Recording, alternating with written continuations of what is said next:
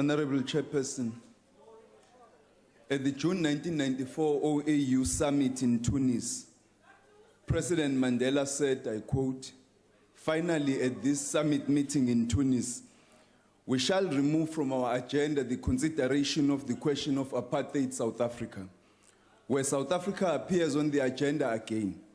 Let it be because we want to discuss what its contribution shall be to the making of the new African Renaissance," close quote. On the occasion of this important debate, which has seemed in recent years to visit these hallowed chambers with greater frequency, and having listened to the speeches made this afternoon, I wish to pose the question, could we confidently assert that we are walking in Madiba's footsteps?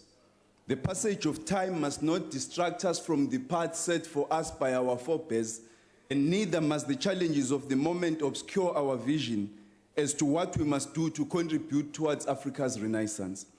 South Africa is built on the values of freedom, respect for human dignity, ubuntu, and unity in diversity.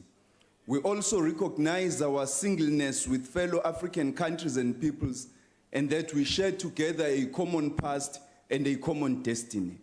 For these reasons alone, incidences of negative sentiment towards foreign nationals have no place in South African society. We are not judged by how we treat people in good times, but how we do so in times of difficulty. That we are a society preoccupied with the triple challenges of poverty, unemployment, and inequality, and the frustration of so many of our people at the finished work of the fundamental social transformation of our society is frankly then no excuse at all. As Africans, when our harvest is meager, we do not turn our neighbors away. We divide the little we have and share it together. This debate is an apt reminder that we must lead society in remaining true to these founding values. We abhor recurrent incidents documented and choose to be here because South Africa is one of the most dynamic, diverse, tolerant, Afropolitan countries on the continent, in which people with differences of race, color, gender, class, sexual orientation live in harmony. We are not perfect, but foreign nationals. In covering these issues, some amongst us want to fixate on whether government acknowledges that xenophobia is an issue in South Africa. Interestingly, we never hear that Americans, Britons, and Germans are xenophobic when some of their citizens attend anti-immigrant rallies or vote patently xenophobic leaders. Whilst these are surely not the standards by which we should measure ourselves, still no, I will not accept the statement that South Africans are xenophobic or Afrophobic. The issues are more complicated than that, and to address them effectively, we need to acknowledge their complexity. Yes, there is anti-immigrant sentiment among some sections of our society, but these are in the minority. But unfortunately, it is a social reality that in times of difficulty or scarcity, there are people in society who use immigrants as scapegoats for their problems. This negative phenomenon is observable in many countries. It is not unique to South Africa. Where our people are complaining about the scourge of crime and other social and economic challenges in communities, we must work with them to confront it decisively. Government must go back to the basics of doing what government must do, to deliver on people's expectations. And politicians must refrain from seeking cheap popularity, stoking the fires of xenophobia, intolerance, and conflict. We must never attribute crime or causes of unemployment particularly to immigrants. All crime is an ill to be fought. The effect on the victims is the same whether a crime is committed by a South African confronted by leaders at various levels of our society. Without lack of documentation, crime, moral depravity, illegality, and to view them as necessary targets for abuse, exploitation, and physical attacks. International migration is one of the major issues of our time. With enormous political, has become a major issue in the politics of Europe and North America. Much as we have our own problems relating to international migration, South Africans are more open and tolerant of foreign nationals than citizens in wealthier countries. It is also worth noting that most countries easily admit foreign nationals they need for economic purposes, especially with critical skills and investment muscle. We have recently proposed a new approach to managing international migration, which we hope will go some way to addressing these issues. We believe South Africa must unite around a positive as communities and immigrants. I think this has less to do with South Africans being xenophobic or Afrophobic, but more to do with poorly regulated competition for jobs and resources between locals and economic immigrants, as well as lack of enforcement of existing rules. We should not dismiss poor and working class South Africans as xenophobic when they are raising genuine social and economic issues. After all, the middle and upper classes are largely shielded from such challenges. These unscrupulous businesses exploit equally South Africans whom they do not employ and immigrants whom they employ below the minimum standards as prescribed in law. In acting this way, they demonstrate the brutality of the capitalist system, which does not care for the humanity of its employees, so long as the system has the workers available in abundance and employers can pit them in fierce competition against one another and make super profits of all of them. In fact, research shows that it is for exactly this reason that businesses tend to lobby governments for more liberal immigration policies. While this debate is not primarily about international migration, I think it is important to highlight several points. Firstly, we are clear and unapologetic that the South African government must prioritize its own citizens for employment and economic opportunities. This is true of most, if not all, countries, and we are no different. Immigration policy is inherently protectionist in all countries, outside of regional integration arrangements, which are exceptions to this. And we will continue to regulate immigration in our national interest. In this regard, we insist that businesses operating in South Africa must comply with the regulations to ensure that no less than 60% South African employed in all businesses, including those owned and run by foreign nationals in South Africa. Joint business inspections have been carried out in 56 business premises, resulting in 7 employers charged for employing undocumented migrants, and 147 undocumented migrants were arrested. As well as meeting their federations to seek a collaborative and proactive approach, we shall persist with the inspections. However, we must emphasize that as we carry out these inspections, we do not blame foreign nationals for high unemployment in South Africa, but we place the blame squarely on our untransformed racialized economy. Secondly, we must acknowledge that there are factors which limit our ability to regulate migration, such as large, porous land borders. Despite the best intentions, few, if any, countries, including those with far more means, are able to police their borders such that they can ensure that no human being crosses their borders unauthorized.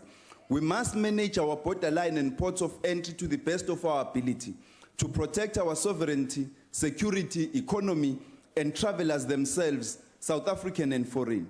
The Border Management Authority will aid this in providing a structure for integrated professional specialized border management capability. But it is neither possible nor desirable to seal our borders. Thirdly, all growing competitive industrial and knowledge economies are enhanced by an enlightened management of international migration. No country produces all the skills it needs all the time. Immigrants bring skills, knowledge, experience, resources, and human connections which enhance societies and economies, increasingly so in a globalized world. To think of immigrants only in the context of taking jobs from locals is therefore a mistake and short-sighted. By contributing to growth, they indirectly and directly create new opportunities for South Africans to take advantage of. Fourthly, we must swiftly and emphatically reject and bury the idea underlying too much of our public discourse around international migration that Africa is a problem. Madiba already directed us at the very advent of our freedom to contribute towards the renaissance of Africa. Our region of SADC and our beloved continent of Africa are our future. They are our partners in development, fellow members of an invisible African civilization which is in the process of rebirth. We will not develop despite Africa, but with and because of Africa. Africa is a continent of 1.2 billion dynamic and aspiring people, increasingly urbanized with a large and growing middle class. We are a young continent whose workforce can, must, and will power a social revolution, especially as the populations of industrial powers age in coming decades. Our future lies in intra-African regional economic integration. The advantage of being late developers is that we are the last exciting global growth frontier. We must and embraced. Our companies are leading investors and players in many African development, nor can we, and a handful of other countries, absorb the economic migrants of sister countries, absolving them of their own development responsibilities. We must find a balance. In this regard, as leading powers on the continent, South Africa and Nigeria must not fall into the trap of mutual suspicion and discord. The development of our respective countries and the African continent as a whole requires that we draw closer towards one another politically, socially, and economically. Let us never allow our common challenges, however difficult they may be, to cause antagonism between us, but let us rather confront them with a spirit of Pan-Africanism and brotherly partnership and dialogue. Finally, now and never, we must ground ourselves in our values. The issue of who belongs has too often bedeviled African countries throughout the world, period. It has been at the heart of political divisions, violence, and even civil war. And this is not unique to South Africa, as many other countries, both in Africa and abroad, have been subject to political contestation based on identity, at times resulting in civil war.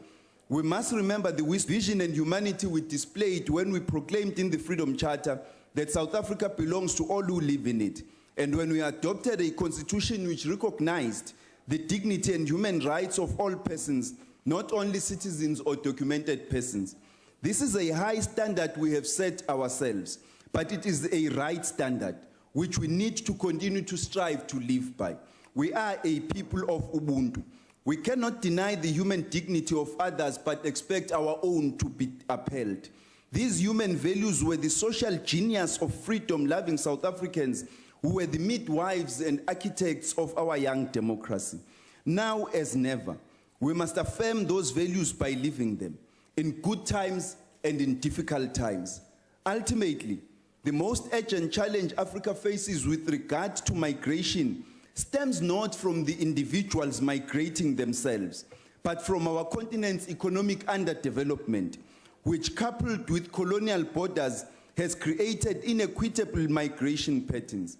In his preface to Adekeye Adebajo's book, Professor Ali Mazrui says, I quote, "Africa, since its partition, has seen its mineral wealth exploited for the benefit of others, its fertile land left undercultivated, its rich cultures destroyed, and its brain power drained to other parts of the world. At the center of this calamity is the role of the West in creating an international system that reduced proud Africans to the lowest caste of the 20th century. How will post-colonial Africans overcome this condition in the 21st century?" Close quote. Fortunately, the question Mazrui posed addressed itself not to victims anymore, but to the masters of their own destiny. Of political power, not on implementing a program of economic and social change. He thus concluded that, I quote, "The tendency in many African countries has been to maintain the old economic as well as political system. There has been continuity and not revolution," close quote. Herein lies our answer, honorable members, not to fight immigrants, but to implement a program of economic and social change throughout the African continent that would host the current neo-colonial relations at their own petard and bring total emancipation to all of Africa. I wish in conclusion to comment on the point Honorable Muda made, that the ANC keeps harping on the future because keeps harping on the past. But therein lies in the past the crimes and injustices which the Honorable Mulder would wish us to forget and ignore as we move forward towards a fictitious equal opportunities society. Honorable Minister, your time is now much. expired. Thank you.